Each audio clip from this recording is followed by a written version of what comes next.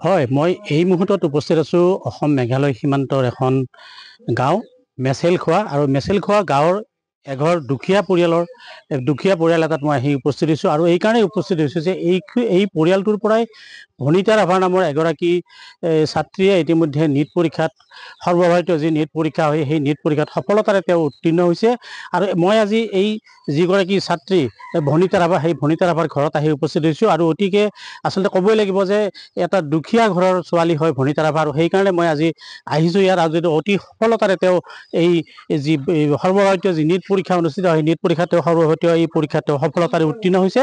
মই এই মুহূৰ্তত এই যিখন ঘৰ ভনিতা ৰাভাৰ ঘৰখনত আহি উপস্থিত হৈছোঁ। মোৰ সতীৰ্থই এই ঘৰখনৰ পৰিৱেশ দেখুৱাই গৈছে আৰু আচলতে ক'বই লাগিব যে এই ভনিতা ৰাভা ইতিমধ্যে 580 নম্বৰ মাৰ্ক লৈ পেলাই তেওঁ এই যি নীট পৰীক্ষাত তেওঁ উত্তীৰ্ণ হৈছে আৰু অল ইণ্ডিয়া ৰেংকিঙত তেওঁ 1648 ৰেংকিং তেওঁ ইতিমধ্যে লাভ কৰিছে। এটা সুখৰ খবৰ আমাৰ যিহেতু এইকাৰণে কৈছোঁ যে গোৱালপাৰা জিলাৰ এখন অতি ভিতৰুৱা গাঁৱৰ এটা দুখীয়া পৰিয়ালৰ ছোৱালী আৰু এই গৰাকী ছোৱালীয়ে ইতিমধ্যে এই দুখীয়া ঘৰৰ এই ছোৱালীগৰাকীয়ে যিখন গাঁৱত তেওঁ জন্মগ্ৰহণ কৰিছে বা যিখন গাঁৱত তেওঁ বাস কৰে সেই গাঁওখনত হয়তো পৰ্যাপ্ত ধৰণৰ শিক্ষা সুবিধা নাথাকিব পাৰে বা নাই বা তেনেকুৱা এটা পৰিৱেশৰ মাজৰ পৰা তেওঁ আজি এটা সুন্দৰভাৱে তেওঁ আজি যি নীট পৰীক্ষাৰ যি সৰ্বভাৰতীয় যি পৰীক্ষা সেই পৰীক্ষাত তেওঁ সুন্দৰভাৱে তেওঁ উত্তীৰ্ণ হৈছে। মই পুনৰবাৰ এই যিগৰাকী ভনিতা ৰাভাৰ যিখন ঘৰ সেই ঘৰখনৰ এটা সামগ্ৰিক পৰিৱেশ মই সতীৰ্থক মই দেখুৱাবলৈ মই অনুৰোধ জনাইছোঁ। সঁচাকৈয়ে আমাৰ বাবে এটা আনন্দৰ বতৰা, আমাৰ গোৱালপাৰা জিলাবাসীৰ বাবে আনন্দৰ বতৰা, যিহেতু এগৰাকী ছাত্ৰী বুলি কৈছোঁ মই তেওঁ ভনিতা ৰাভা অতি সুন্দৰ তেওঁ ফলাফল লাভ কৰিছে। মই তেওঁৰ লগত মই পোনে পোনে কথা পাতিবলৈ মই যত্ন কৰিম। যিহেতু তুমি ভনিতা ৰাভা হয়নে? কি ক'বা তুমি এই পৰীক্ষাত তুমি কেনেধৰণে প্ৰস্তুতি লৈছিলা বা কিবা কোচিং লৈছিলা নেকি বা এনেকুৱা ধৰণৰ কি ধৰণৰ প্ৰস্তুতিৰে তুমি আগবাঢ়ি আহি এটা সফলতা পাইছা? হয়, মই পোনপ্ৰথমে আপোনাৰ লগত ধন্যবাদ জনাব বিচাৰিছোঁ।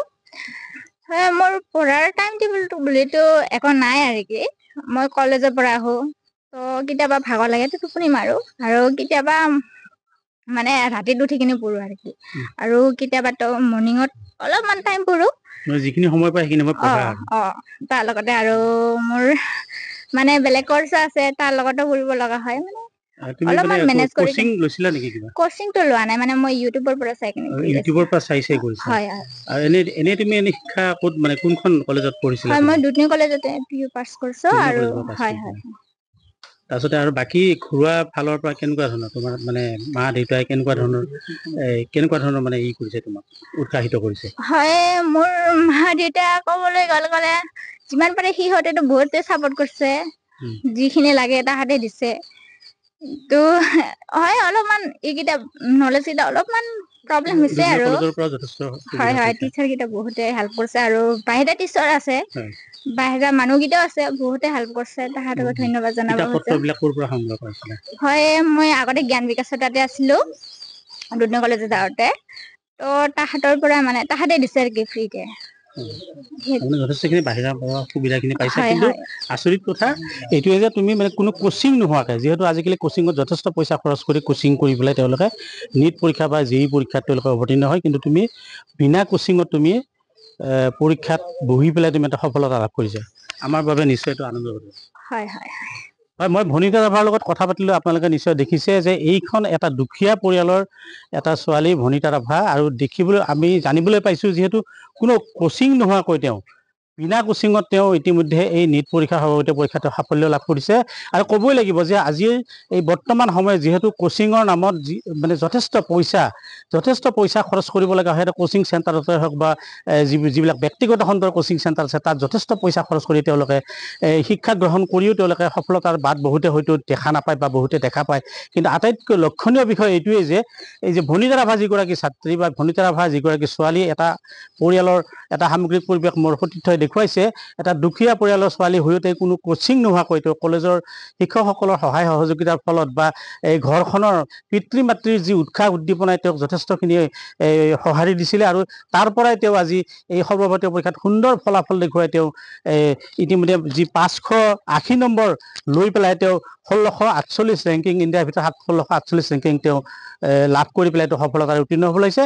মই আমাৰ DOA নিউজ প্লাছৰ দৰ্শকৰ DOA নিউজ প্লাছৰ তৰফৰ পৰা আজি মই ভনিতা ৰাভালৈ যথেষ্ট শুভেচ্ছা মৰম আশীৰ্বাদ জনাইছোঁ। হয়, এইখিনিতে মোৰ লগত ভনিতা ৰাভাৰ মাতৃ আছে। মই মাতৃৰ পৰা কিছু কথা মই জানিব বিচাৰিম। যিহেতু বাইদেউ আপোনাৰ ছোৱালী ভনিতা ৰাভা এটা সুন্দৰ সৰ্বভাৰতীয় পৰীক্ষাত ভাল ৰিজাল্ট কৰিছে, ভাল ফলাফল দেখুৱাইছে, কি ক'ব আপুনি? মই কি ক'ম আৰু মই ভাষাৰে ক'ব নোৱাৰো। মই ছোৱালীলৈ বহুত আনন্দিত হৈছোঁ, গৌৰৱান্বিত হৈছোঁ মাতৃ হিচাপে এগৰাকী। আৰু ইমান পৰ্যায়ত হ'ব মই ভাবা নাছিলোঁ। আজি কষ্টৰ ফল ইমানেই পাইছে বুলি মই আশা কৰিছোঁ।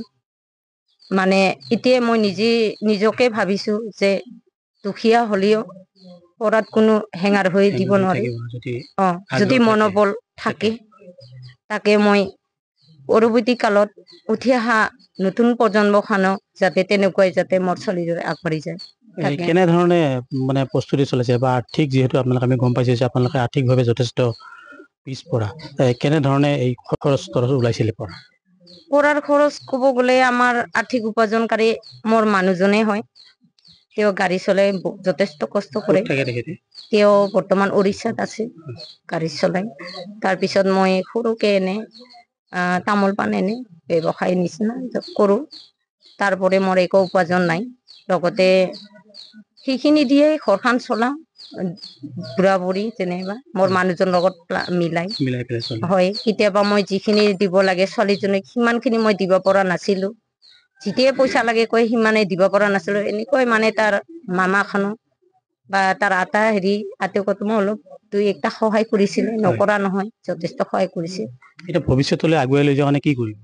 ভৱিষ্যতে আগবঢ়াই নিয়াৰ কাৰণে আপোনালোকেতো নিশ্চয় দেখিছে মোৰ ঘৰৰ আৰ্থিক অৱস্থা বহুত জুৰুলা।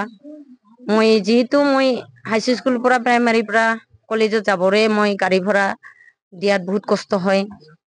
কেতিয়াবা নাপায়ও যাবলৈ, এনেকে পৰি আছে বৰ্তমান। আৰু এইখিনিত যে এখন মই ক'ব বিচাৰো, হেমন্ত মামালৈ মই কাতৰ অনুৰোধ, মোৰ ছোৱালী এজন যাতে ভাল চিকিৎসক হৈ আহক, ভনিতা ৰাভালৈ যাতে অকণমান চকু মেলি চাই।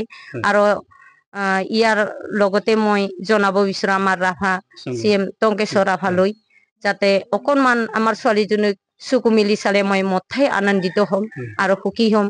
যাতে মোৰ ছোৱালী মোৰ ছোৱালী হ'লেও ভৱিষ্যতে ইখন অঞ্চলতো সুনাম কৰি আনিব, যাতে ভাল চিকিৎসক হৈ মোৰ ছোৱালীজনী ভৱিষ্যতে মানৱ সেৱা যাতে কৰি যায়, তাৰে মই কামনা কৰিছোঁ আৰু আশীৰ্বাদো কৰিছোঁ মোৰ ছোৱালীৰ কাৰণে। তাকে মই এইখিনি মোৰ ক'ব লগা।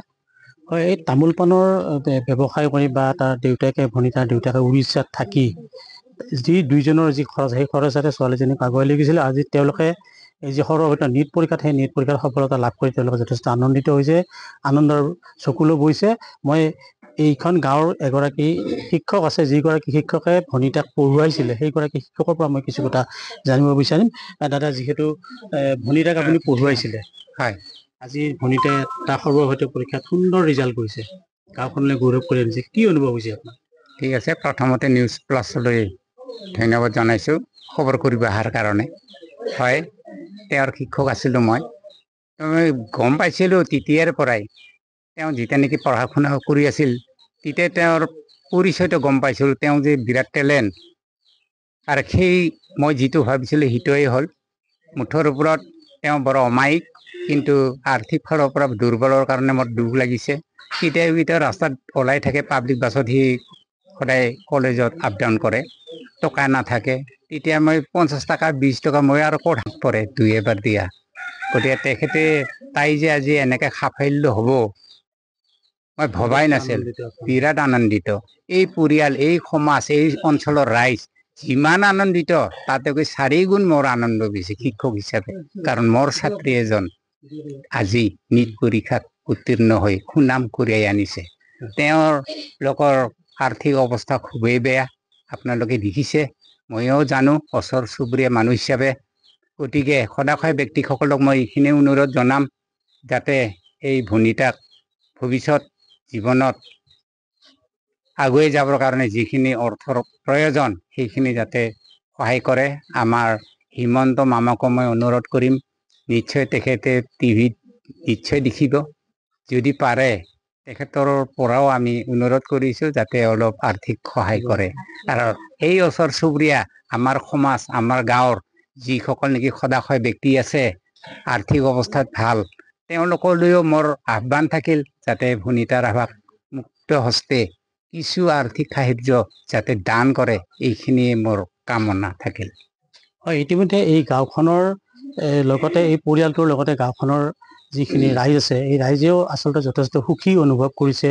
এটা ভাল পৰীক্ষাত বা এটা সৰ্বভাৰতীয় পৰীক্ষাত আজি ছোৱালীজনীয়ে ভনিতা ৰাভাই সুন্দৰ ফলাফলেৰে আজি এই অঞ্চলৰ সুনাম কঢ়িয়াই আনিছে। তেওঁ পঢ়ি থকা বিদ্যালয় যিখন মহাবিদ্যালয় এই দুধনৈ মহাবিদ্যালয়ৰ সুনাম কঢ়িয়াই আনিছে আৰু এই সময়খিনিত আমি DA নিউজ প্লাছৰ দৰ্শকৰ ফালৰ পৰা বা DA নিউজ প্লাছৰ তৰফৰ পৰা আমি আজি এই ভনিতা ৰাভাক আমি যথেষ্ট শুভেচ্ছা তথা অভিনন্দন জ্ঞাপন কৰিছোঁ আৰু তাই ভৱিষ্যতলৈ এনেদৰে আগুৱাই যাওক, তাই ভৱিষ্যতলৈ আগুৱাই যাওক ভাল সুচিকিৎসক হওক, এয়ে আমি তাৰ DA নিউজ প্লাছৰ তৰফৰ পৰা আমি কামনা কৰিছোঁ। যিকোনো খবৰৰ বাবে যোগাযোগ কৰক 7099017330 লগতে 7099017110 নম্বৰত।